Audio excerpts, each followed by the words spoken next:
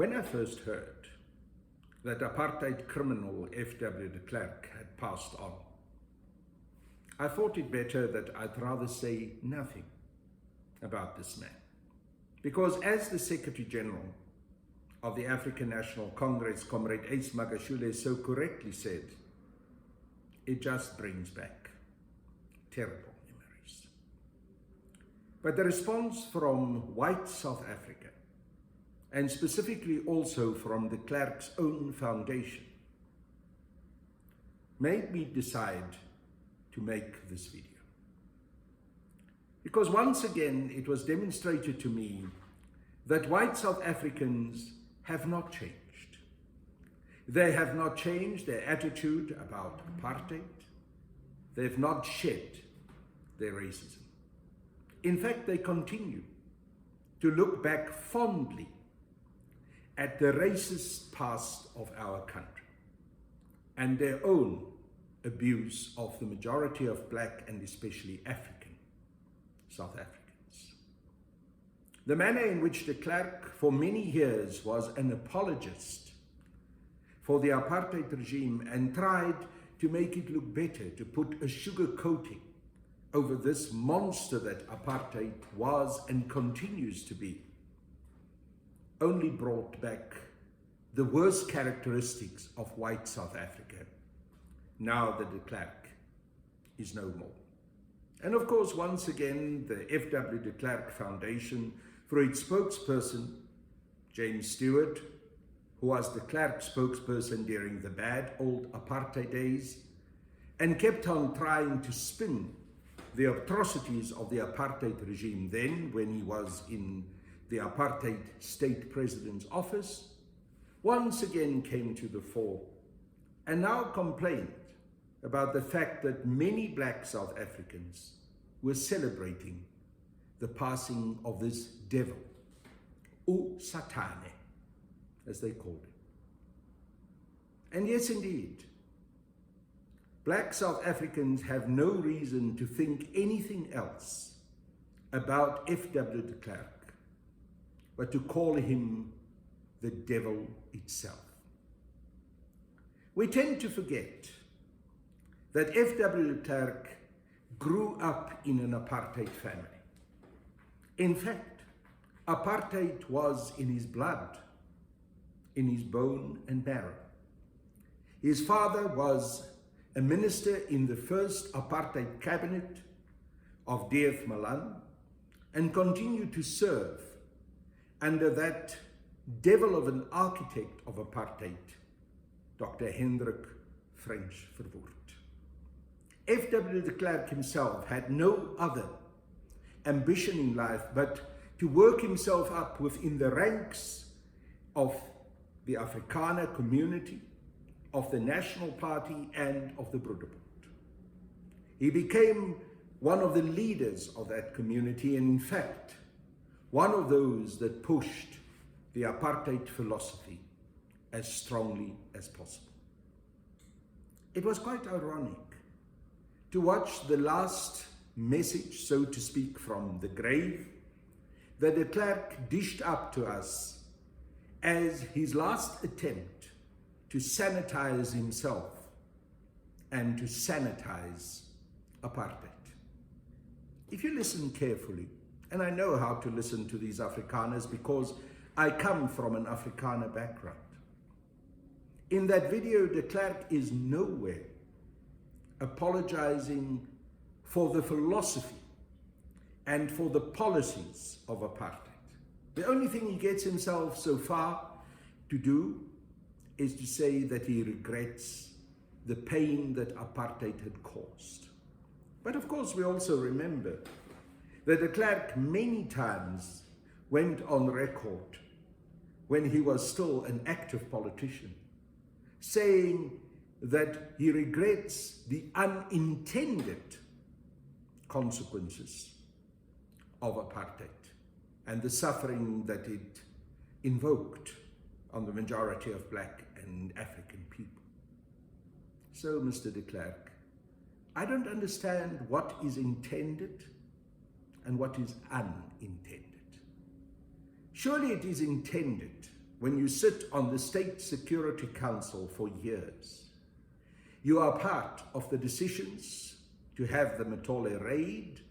You are part of the decisions to go into neighboring countries such as Lesotho, Botswana, Zambia, kill innocent people there because you go back and tell your white community that you are fighting terrorism.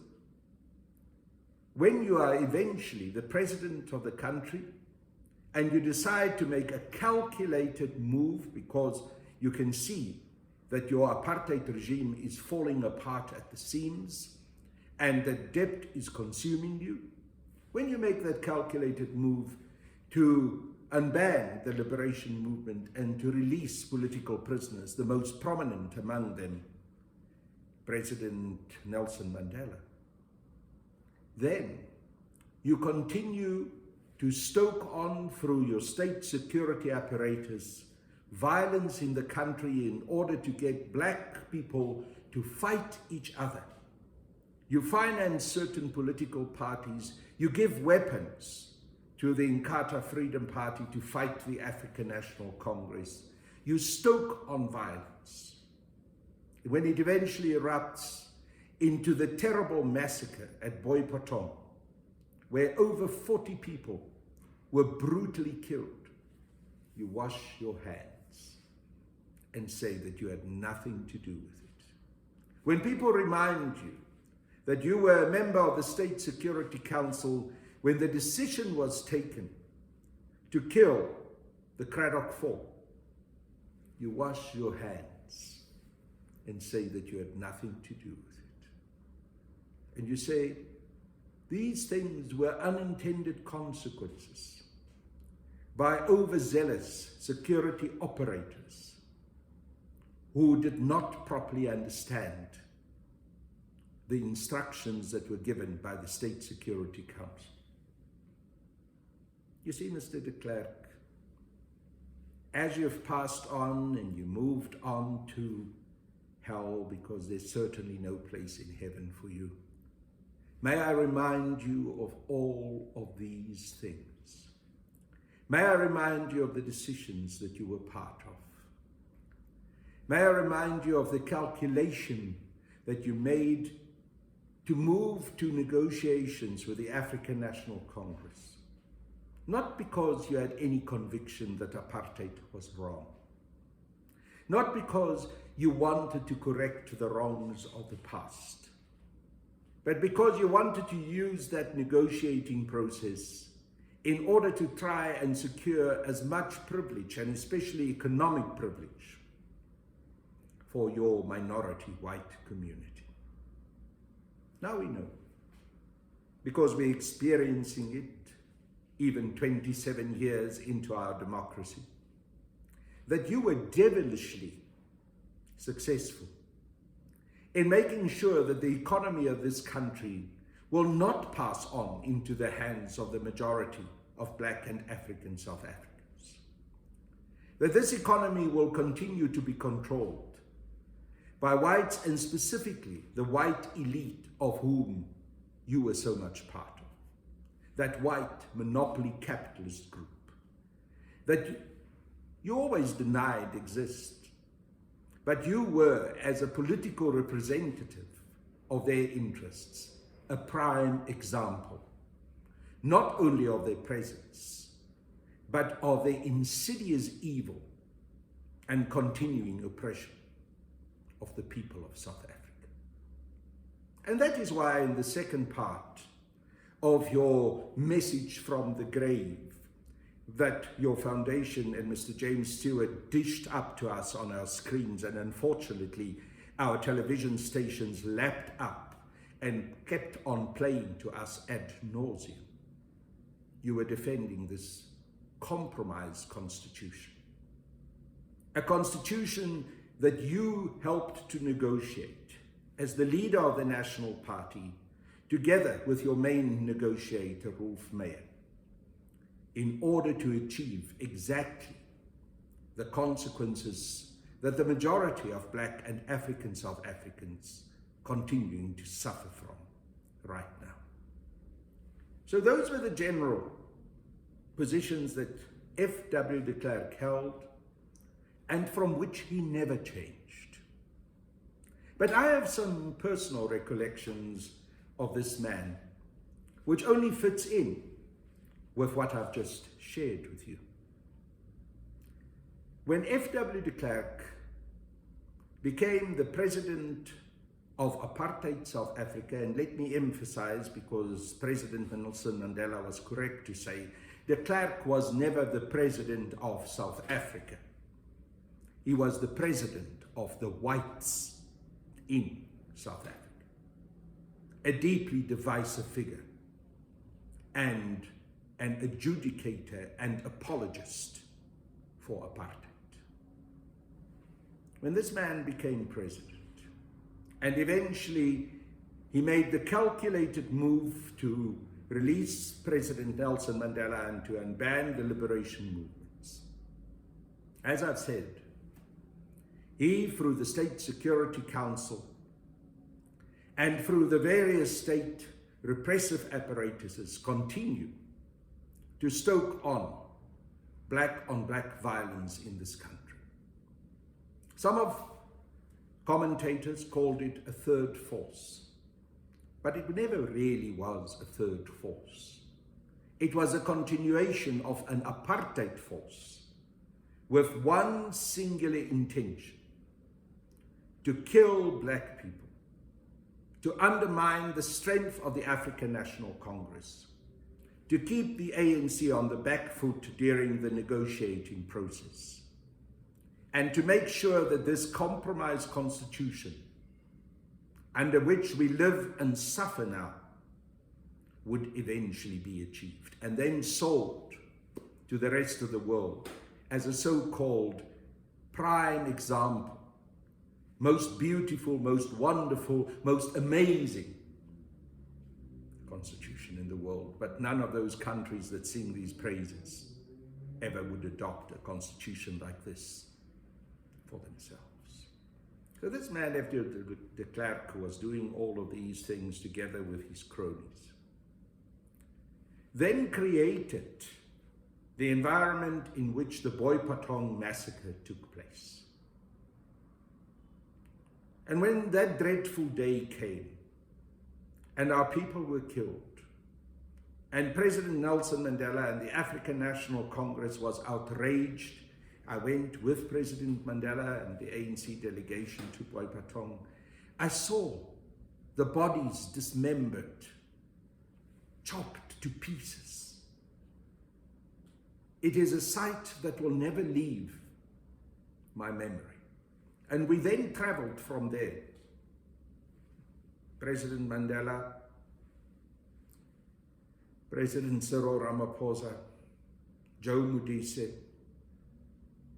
Mac Maharaj, a number of us, to the State Guest House in Pretoria to meet with de Klerk and his delegation, to discuss this dreadful, absolutely shocking situation. We arrived there. De Klerk was there with Ernest Kriel, who was then the Minister of Police, with Kobie Coetzee, with Magnus Milan, the securocrats surrounding. He was not acknowledging any complicity in this terrible massacre. He was arrogant.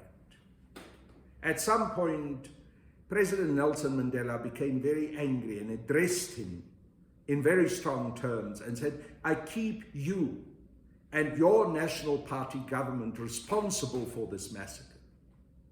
De Klerk got up and walked out, angry. He was followed by Kobie Coetzee and by Ernest Kriel. I decided to go to the toilet. As I came out of the meeting room, I found them in the passage outside, and I overheard de Klerk saying in Afrikaans, "Wie de hel dink hierdie bliksem is hy, dat hy so met my kan praat? Ek het nou genoeg gehad." Let me translate it in English, although the Afrikaans conveys more the racist apartheid baaskap and the tone in which it was said. Tukobikutsien. Who the hell is this Bliksem who thinks he can talk to me like this? I'm the president of the country. I've had enough now. He was referring to President Nelson Mandela. He was saying this in the context of 43 people who lost their lives at Boipatong. But the boss was more concerned about his racist, white boss cup authority. I went back into the room, and the first person that I managed to speak to was President Cyril Ramaphosa. I told him what I've just overheard. And to my shock, he said to me, no, don't tell Madiba. Everyone is emotional here. Let's keep it amongst ourselves. We must keep the negotiations on the rails, on track. At that moment, I realized that in this man, Cyril Ramaphosa, I'm not dealing with a comrade. At that moment, I realized that we've got a very serious problem with this man as our senior negotiator. I did not listen to Cyril Ramaphosa. I did tell Madiba what de Klerk had said, and of course it added to his anger. And of course it contributed to the decision that he took at that point to withdraw the African National Congress from the negotiations. Of course, eventually we were brought back, very much through the efforts of President Ramaphosa and his close chum and co-negotiator from the side of the National Party, Mr. Rolf Meyer. But that memory, and this video is not dedicated to President Cyril Ramaphosa, but let me just say, that experience and memory has led me to constantly being uncomfortable and opposed to President Ramaphosa being the leader of the African National Congress and becoming the President of South Africa. After he was elected in the very strange way by having used over R1 billion at the Nazareth conference in December 2017 to influence the outcome of those elections, I thought, for the sake of the African National Congress, let's try and work with this man. But up to today, and especially the experience that we had with the last local government elections, it was proved to me that my first instinct, that he should never have become president of the ANC, was correct. But let me park that for now. I've got other memories about F.W. de Klerk. They all relate to President Nelson Mandela and his very uncomfortable interaction with de Klerk, because in many ways President Mandela realized that de Klerk was always a self-serving, non-apologist of apartheid. When President Mandela and F.W. de Klerk jointly were given the Nobel Peace Prize, and that truly was an aberration. And we understand now, as we look back, that it was part of the intervention from the Western white community to try and clean de Klerk, make him acceptable, and to push the negotiating process, which had to deliver eventually our compromised and still racially dominated state. But we were together in Oslo and also in Stockholm in Sweden during that trip when these two gentlemen received the Nobel Peace Prize.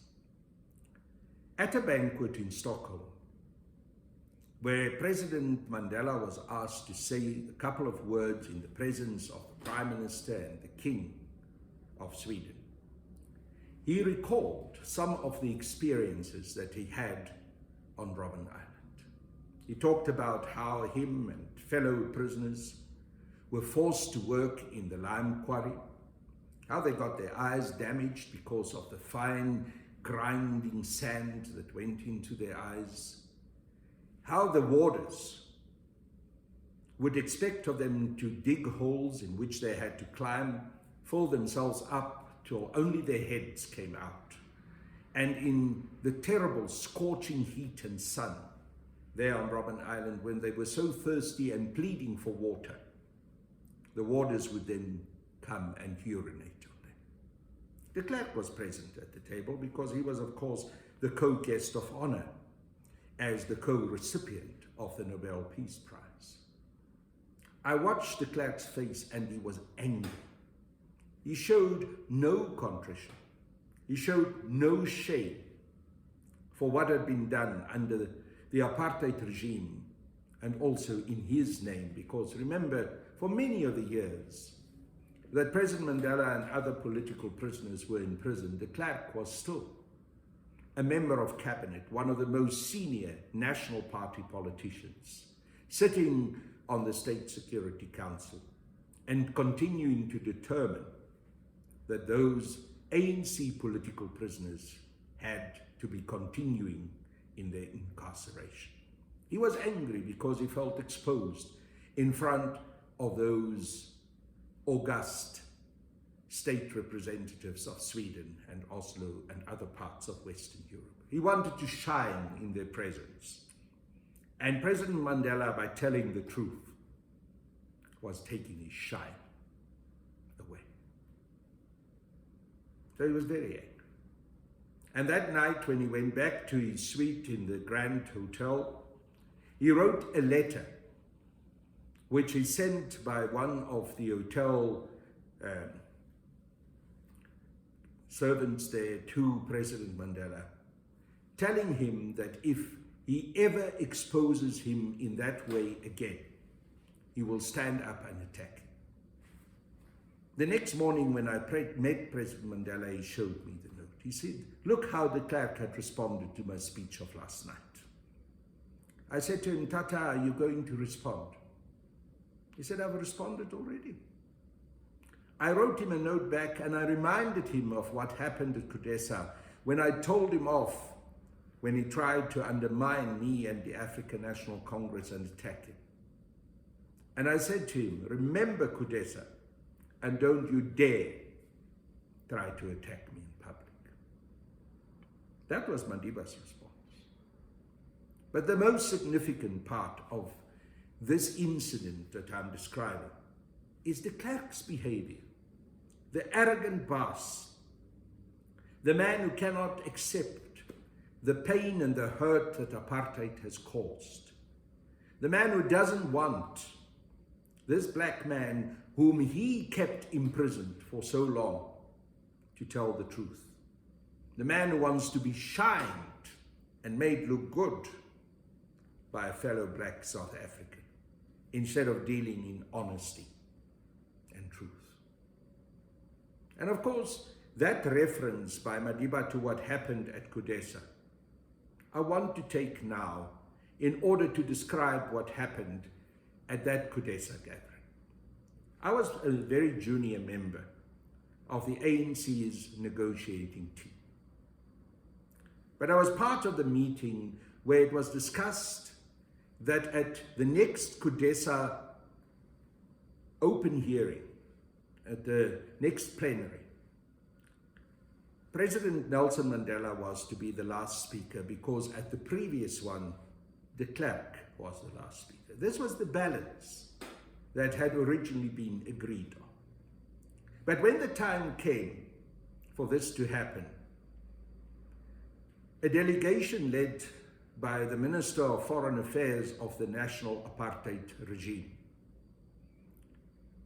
Boipatong, came to the African National Congress delegates and said, we want to ask that Mr. de Klerk be allowed again to speak as the last speaker, because he is, after all, at least so they claimed, still the president of South Africa. And protocol-wise, he should be allowed to speak last. Initially, to his credit, Comrade Maharaj said, no, this couldn't happen, because there was an agreement that Madiba would be the last speaker. And in a very generous way, Madiba said, look, let's not make this an issue. Let's allow de Klerk to speak last.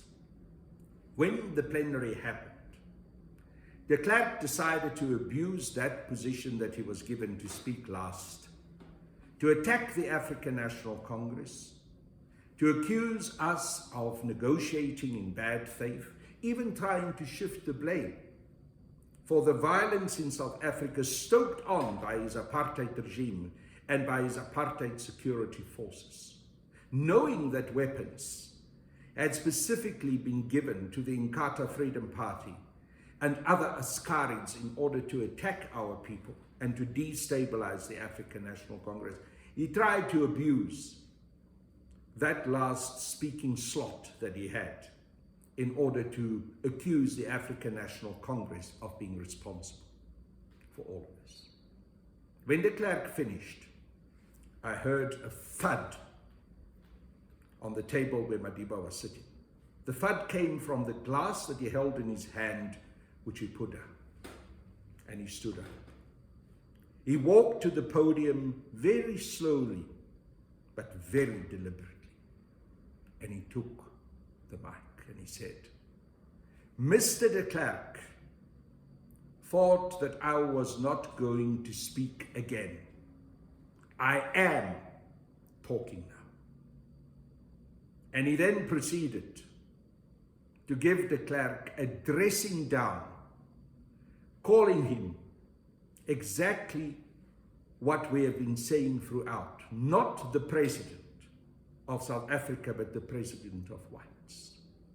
He also pointed out how de Klerk was not negotiating in good faith, how the National Party regime was responsible for the violence, and he very clearly defined the violence, whether it was called third force or whatever, as violence stoked on by the white apartheid regime in order to kill black South Africans and in order to destabilize the African National Congress during the negotiating process. I looked at the ANC negotiators sitting at the table. On the face of Cyril Ramaphosa, I saw that he was aghast. He did not want this to happen. His only concern was what Madiba was doing now was going to bring the negotiations into danger. And of course, it did stall the negotiations.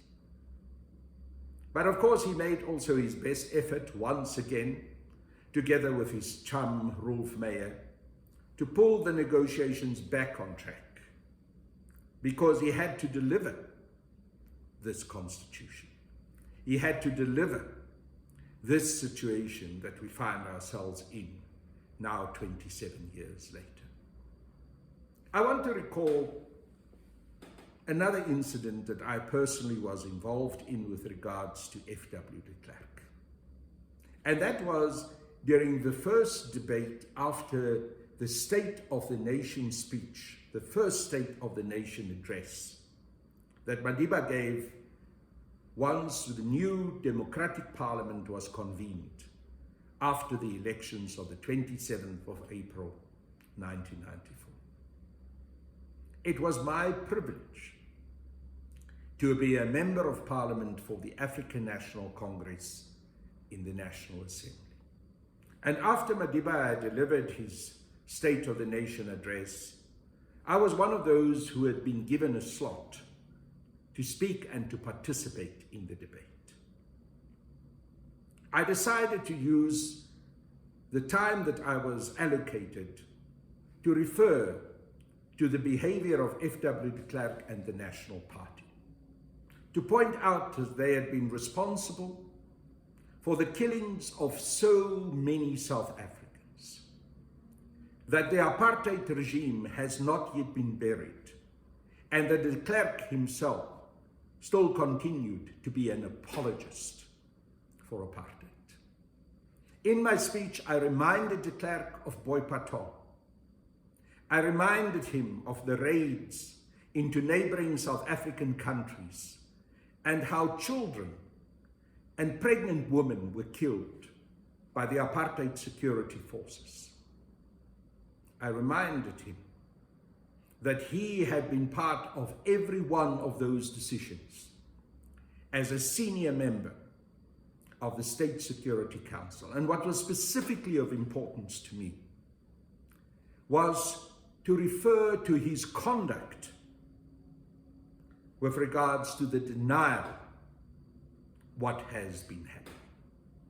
Of course, as time went on and as the Truth and Reconciliation Commission sat and unfolded, all of these things that I said became clear, because it was de Klerk that refused to accept responsibility when he appeared in front of the TRC, who refused to apologize for the atrocities of apartheid, and even forced the TRC to censor some of their findings through a very terrible and ill-conceived legal intervention from his side to try and protect himself, abusing the law when he was not able to tell the truth. But anyhow, I'm diverting. Let me go back to that day in the National Assembly when I reminded de Klerk and his National Party cronies of all of this. Halfway through my speech, de Klerk jumped up from his bench where he was sitting as the leader of the National Party in the front row, of course also as the second deputy president in the government of national unity. And throwing his hand up in the air, he said, "Ek wil nie langer na hierdie nonsies luister nie," and started walking out. You can go and read the whole incident in the Hansard. So he was saying, let me translate that Afrikaans into English, I don't want to listen any longer to this nonsense.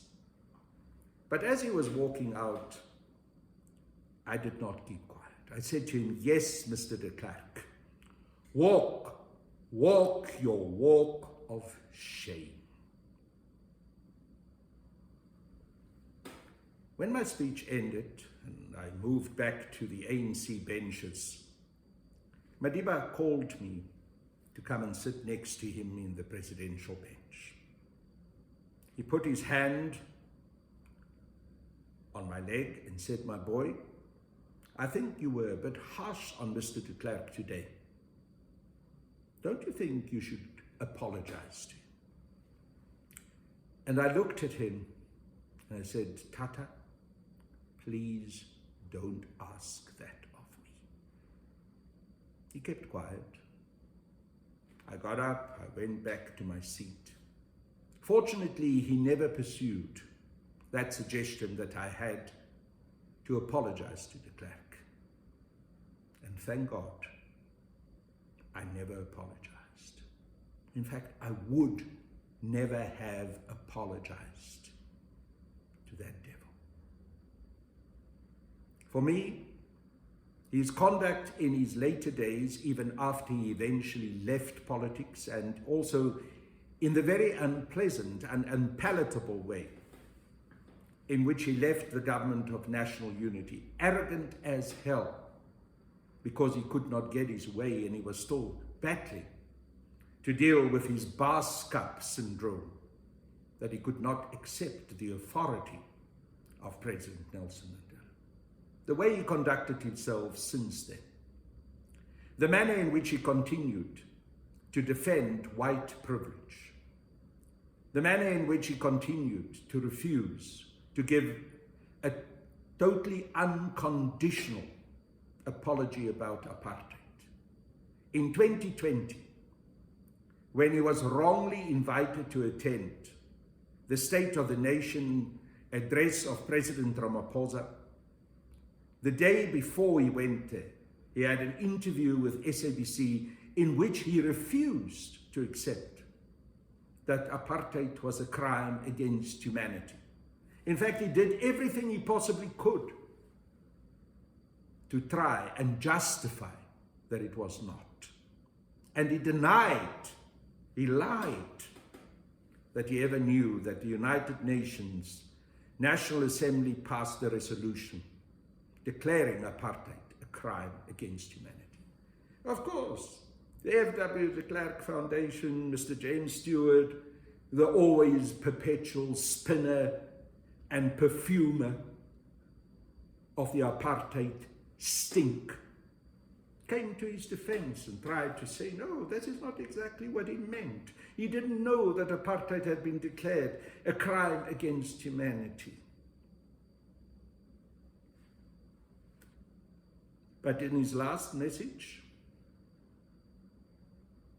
which he so calculated made shortly before his death, in order to try and shine himself and try and clean his legacy.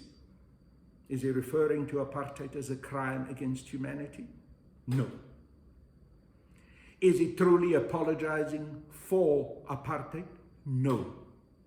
The only thing the man says, I'm sorry about the pain that apartheid has caused. Now, surely, sir, you knew the pain that apartheid caused. You knew what you did. You knew the messages and the decisions that you sent out of that State Security Council to go and kill and cause havoc. You were Minister of Education of the apartheid regime, of Bantu education. You knew what you were doing to generations of black children. But you want us to come and shed a tear for an old man with a faltering and failing and shaking voice, trying to justify himself again. Forget about it. Forget about it. We will not give you any mercy. We will not spare you a tear. We will not be sorry for you or anyone who wants to mourn your death, which should have come long ago. As I've said, the day you died, Mr. de Klerk, you should not have died peacefully in your house. You should have died in prison, where you belonged. It was wrong, the decisions that we have taken, to give you the chance to live in safety and in peace when you've committed some of the worst atrocities imaginable. We were forced to have a Truth and Reconciliation Commission because you and your cronies manipulated the situation, used a South African Defence Force that was still in the hands of whites during the negotiations, and generals who were threatening to pull off a coup against the negotiations and to reinstate the apartheid state. You used all of that to force the African National Congress to accept a Truth and Reconciliation Commission. The only intention of that commission was to get the apartheid criminals off the hook, to grant them amnesty, to try and put them on an equal footing to the liberation soldiers who fought against apartheid, who were part of Umkhonto weSizwe and the other liberation soldier movements in South Africa. You tried to equate Comrade Winnie Mandela with the thugs and the killers of apartheid, such as Boipatong and the Vlakplaas murderers. Unfortunately, you found in Archbishop Desmond Tutu a fool who was prepared to allow this game to play itself out. But the times have changed. In this South Africa where we are now, a younger generation are not going to accept this crap. I was happy to listen to what young South Africans were saying on Twitter in that spoof of a de Klerk memorial service that they had for hours and which became the #1 trend last Saturday. They were irreverent. They made a fool of de Klerk. They were showing the middle finger to white, apartheid, racist South Africans. And I was proud. We've had enough. This nonsense has to come to an end. As Mzwakhe Mbule reminds us in the song that he brought out, now that de Klerk is gone. De Klerk killed so many of our people. He never apologized. He did so as part of the State Security Council. And yes, indeed, he should have a one-way ticket to hell. And as Mzwakhe Mbuli says, there is no parole in hell. Usathane, de Klerk, all I can say about you is good riddance.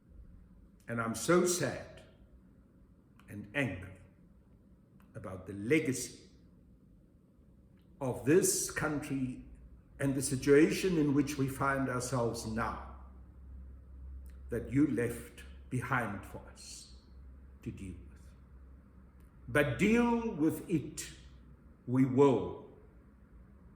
We will not allow your evil plan to prevail. And that is my final message. Aluta. No justice and no peace. No confession and no closure. Apartheid era crimes unconfessed are sins unforgiven. Families seek answers. F.W. de Klerk led State Security Council that unleashed a total onslaught. Death squads, state-sponsored violence together with General Magnus Malan and P.W. Botha. Anti-apartheid activists disappeared without trace to this day. Assassinations and massacres were executed. Comrades were blown with parcel bombs. Deadly cross-border raids were executed with impunity. People died in detention, some poisoned. People were thrown out of moving trains. The devil does not become an angel after death. There is no parole in hell. There are no human rights in hell. God's judgment has no expiry date. Those who escape man-made justice cannot escape God's judgment. F.W. de Klerk is now with apartheid architects Hendrik Verwoerd, P.J. Foster, P.W. Botha, Jimmy Kruger, Kobe Kotsi, Louinel, Big Botha, Eugene Tereplanche, and many others. Cry the beloved country. Sadly, the 1998 TRC final report has not been implemented. Those responsible for apartheid-era crimes are free. Izolo kakabuye. Vuka Taki. The end of apartheid did not end racism. The death of F.W. de Klerk will not end racism. Racism is barbarism by barbaric baboons. The end of apartheid did not end poverty. The end of apartheid did not bring economic freedom. The economy is still in white hands. Nothing else but the truth. Umhlaba ukakabuyi. Vuka Taki. Walala wasala. Vuka Taki. Walala wasala. Aluta. Continua. It's not yet uhuru. Vuka Taki. Walala wasala. Vuka Taki. Walala wasala.